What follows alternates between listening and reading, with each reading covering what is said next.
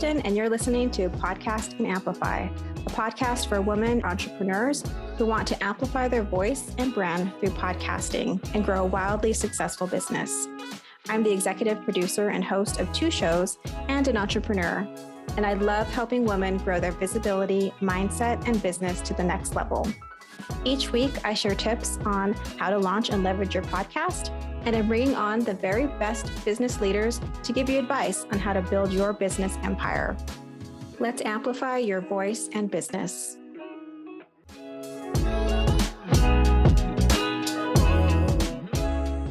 Welcome back to the show. So today we have Vanessa Castillo. She's been a creative and spiritual entrepreneur for the past 10 years. She's the founder of various creative visionaries, also known as VCV Agency, a female-led creative collection that specializes in helping businesses expand their brand awareness and online presence by humanizing brands and building community. And we are definitely going to get into that today, humanizing brands. She's also the founder of the Rich Girl Mindset, a women's empowerment platform aimed to help women step out of their comfort zone and into their purpose, which I love. That sounds amazing.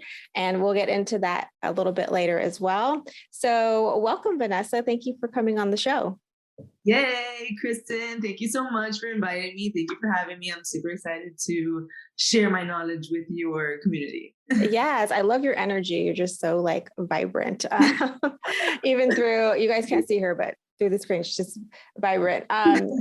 So I can tell by reading your bio that you are very much a people person. You love connecting with people. So that's why I feel like you are the perfect person to talk to about what does it mean to humanize your brand? How do you connect with others? Why is that so important? So let's start there. What does it mean to humanize your brand? I love it. Okay.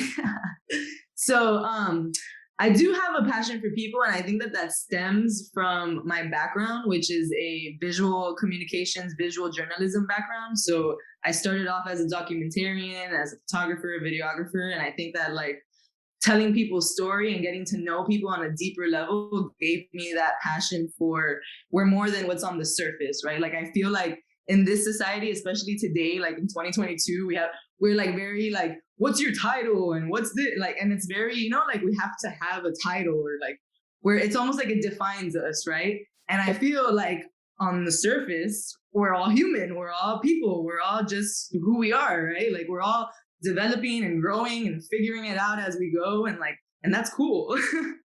So the humanizing brand comes from that vision of knowing that before the business owner, before the leader, before this, there's that, and we are human first, and it's okay to honor that, and it's okay to show people who you are, and it's okay to have personality, and it's okay to just be. And as a matter of fact, people like that stuff, that's where we are today. Yeah, I love that. And it's what's true. And what's true is that we're all human. We all make mistakes. And I love that you're honoring that, because I think you're right. A lot of us tend to put on masks, or we feel like when we're in a certain environment, we have to be a certain way. We have to present a certain way, instead of, maybe if we were all walking around a little more just showing all parts of us, which is really what being a human is. And we might be a little kinder to each other, kinder to ourselves. Yeah. 100%. And it could work for big brands too, product brands or any kind of brand that is really looking to build a connection with their said community and their said audience and their said industry, whatever the case may be, there's a way to build connection and community to the people that ultimately you're trying to sell to, right? Nobody really likes being sold to, but we like hearing a good story, right? We like feeling that we're being known, seen, or heard, or they're pulling at our heartstrings in some way. A lot of marketing, and that's why it's funny. I've been in the game for 10 years, and I've been doing visual storytelling and all of this stuff for a very long time. But it's now that I really see people getting on the boat. They're kind of on the same wavelength with this. Now people are understanding, oh, okay, hold on. It's okay to be human, and I should let people know who's behind the brand, as well as like the what behind the brand. Yeah, I hear what you're saying. I feel like there has been a shift in the last couple years where people are wanting more authenticity and genuineness, and they really want that connection. Realness. Give us Yeah, that the realness. rawness. Yeah, of like just show me. You can show me behind the scenes, under the hood. Like I want to see it all. That way, I feel like I'm more connected to you as a human. And it also, I feel like it helps with the whole competition thing because at the end of the day, like we're not creating anything new here, right? Unless you're like a really genius person who's creating some kind of Right. proprietary thingy majiggy. But for the most part, we're all just doing the same stuff different ways. And it's that aspect of you that when you like sprinkle it in there, it makes it different. And that's where it like lies, where like people can figure out like, okay, what am I looking for on Google? Now what's going to make my decision is who do I really feel like I'm connecting with? Or who do I feel like, oh man, are they talking to me?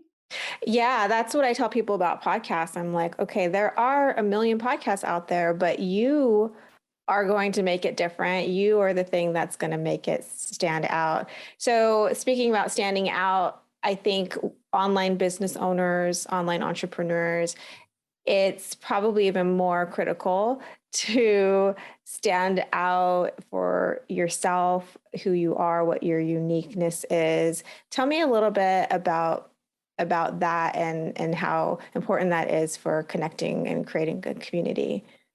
I'm glad that you asked this question because I was literally just thinking of a way to bring this in. And I wanted to talk about the balance of also like sharing, right? Like this online world can get a little overwhelming too. And you feel like because everybody is sharing everything that you have to share everything or you're like falling behind somehow, right? And like I don't believe in that. I totally believe in like going with what you feel, right? Like if you feel like sharing something because you feel called to it or you feel like it's going to help somebody somewhere someday or whatever, then okay. But if you're sharing it because you think you have to do that because somebody else is doing it, I think that's where like the feel versus think mentality comes in. And I'm totally like a go with your soul type of person. So yeah, I think that like there's a healthy balance in sharing. And I definitely think it's important because, like I said, I think people can get more of a grasp of who you are, what you do, how you help in this manner. But I think that there's like a healthy way of doing it so that you don't feel off about it, if that makes sense. Yeah, you don't feel like you're sharing more than you feel comfortable sharing and putting your heart out there in ways that, maybe should be kept for you because that's how you feel. Now, I do believe in stepping out of your comfort zone in healthy ways. Again, like if you feel that that's going to help you grow or that's going to like, give you that fire in your belly, that's going to help you take the next step. And like, I believe in that too. But again, there's things that like I don't share about my life that people don't need to know. Like it's okay. It's not gonna make or break the situation here, what happened in my past or whatever. Like, you know what I'm saying? Now, are there things that happened in my past that I do share and I feel comfortable sharing? Yes. You know what I mean? So I think that that's where it's like just come back to self and figure it out because we can get lost in the scroll. So when you like come back to your little namaste and who am I? What do I want to do? What do I want to share with the world? What do I want to be? Then it becomes more clear. Yeah, I think doing that gut check, you're so right. Like, does this feel good? Does this feel like something that I want to share as opposed to the shoulds, which we should always turn away from the shoulds, right? Right. So then that leads into, well, to my next question. Do you have some strategies or tips for how listeners can implement humanizing their brand? So we talked about definitely like checking in with yourself and not sharing anything that you're not comfortable with, having a balance. Are there other tips that you have?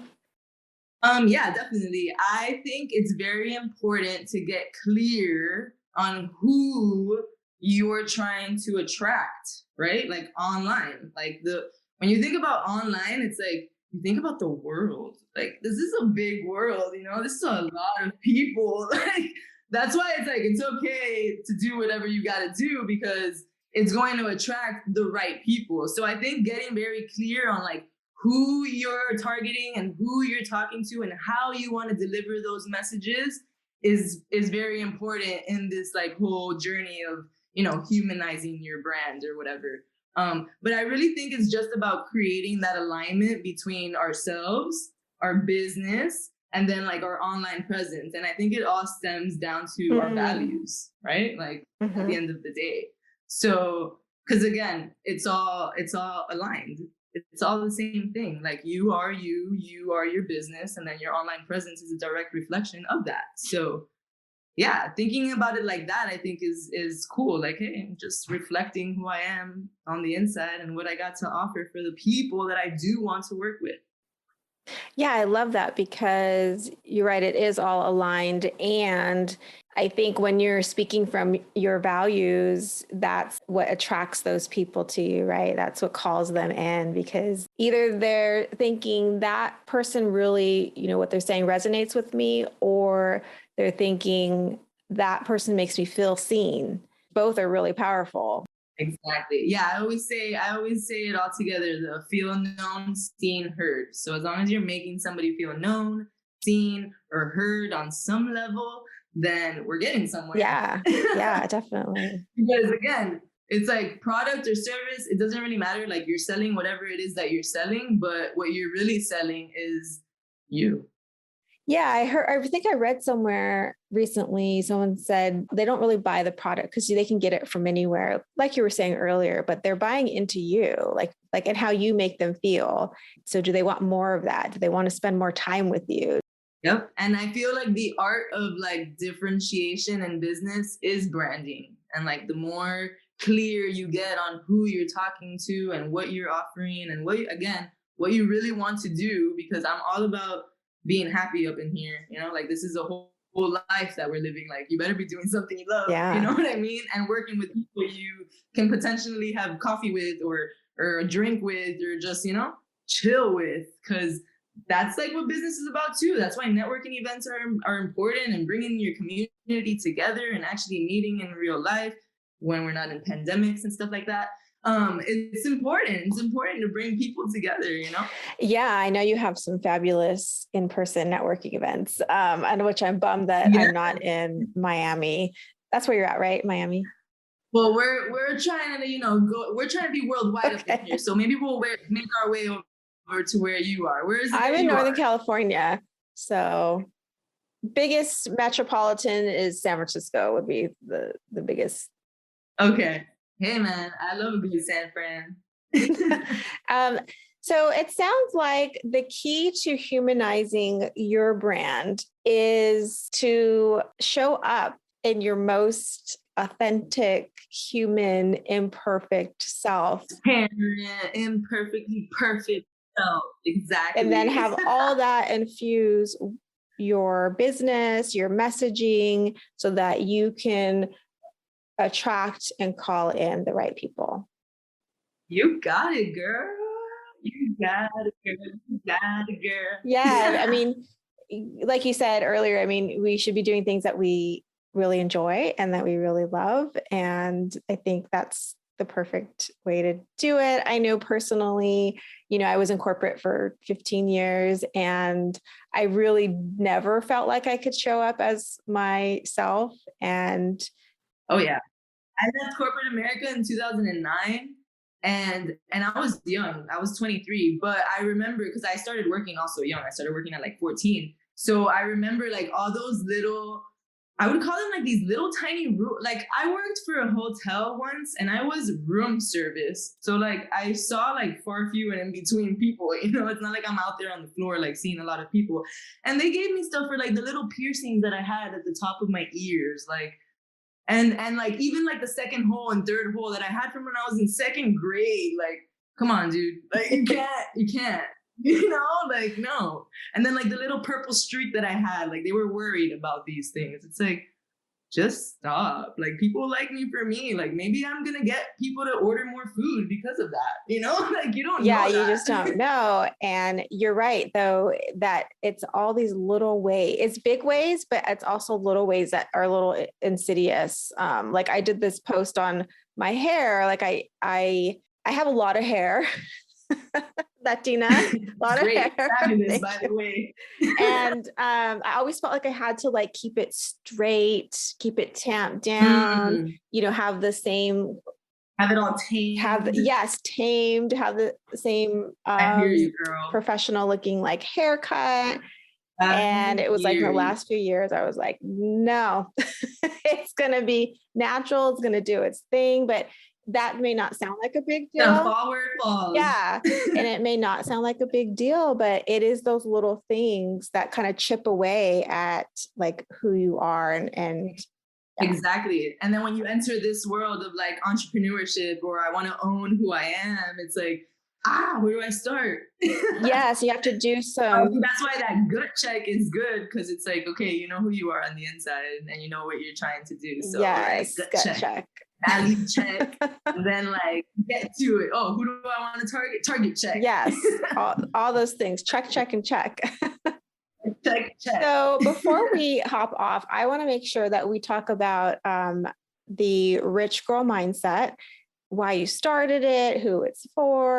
Thank you. So it's funny because I actually started the Rich Girl Mindset as a talk show, which we still have. We're bringing it back this year. And it was really just a talk show to kind of like honor women who were stepping out of their comfort zones into their genius zones and kind of like, believing in themselves and just taking it to that next level. So people like me, I saw myself in other women and I was like, man, I want to highlight these women and their stories and who, what, where, it was my inner journalist coming out. And so one thing led to the next. I realized like all the transformation and stuff that was going on just through talking to people that in the pandemic, I realized all of these women in my social media community, because I have a pretty, I foster my communities wherever they are. I try anyways. And I realized that I needed to have like a private place for us to be able to really foster this community and really grow together and really be transparent and share our goods and our bads. And so it's a community. And we have two aspects. So we have community aspect, just community, and then we have coaching and community. So for business owners who are trying to, take it to the next level on that, in that capacity of like creating that alignment between self, all that good stuff. So yeah, now we have the online private network and it's amazing. We have members all over and the transformations that we see aren't just in business, they're, personal transformations too. And it's really rewarding stuff because I feel like we all go through it. Yeah, I love that. And I love that, you're creating a place where women can get together, they can feel supported, they can grow and learn. And that sounds really amazing. Hey friends, we'll get back to the show in just a moment, but I wanted to take just a few seconds to invite you to a free workshop that I created. It's called Launch a Binge-Worthy Podcast, and it's all about helping you to create a heartfelt podcast that reaches your soul listeners and grows your business. If you want access, just go to podcastandamplify.com. It's totally free. Okay, friend, back to the show. You seem like someone who is very good at creating community, and I'm sure it comes naturally to you. So I'm curious if you have any tips for entrepreneurs listening who want to create more community in their life? Because, being an entrepreneur can be very lonely. It can be. And that's why I decided like, this is a lonely journey because I started this journey as a photographer, videographer, and then I created the agency because number one, I wanted to provide opportunities for other creatives. But then number two, I was like, man, the cool thing about corporate America is that they have like, teams and like camaraderie and they have like these like, for New Year's party and this and that. And I'm like, entrepreneurs need that shit. Like we need to be able to celebrate ourselves during these times and come together like that. So I think that's what like, and also when you're building a community, like when you're starting to build a community, number one, just take out the thought about it. Like, I want to create a community and just do it, right? Like just start somewhere. I'm sure you have one person, two people, three people who you have a community already and you don't even know it. And it's just about like starting to see it as a community and then like start fostering it as one, because then they're part of the community, and then they start spreading the love about the community, and then the community just starts building itself, really. Oh, I love that. Yeah, just don't overthink it. Just start with 1 or 2 or 3 people that you know. Yeah. It starts with passion, I think, like, what you're passionate about and who you're trying to bring together, and like, the togetherness. Yes. Yeah, and you're right. There are some positives from corporate. It's not, America. It's not all terrible.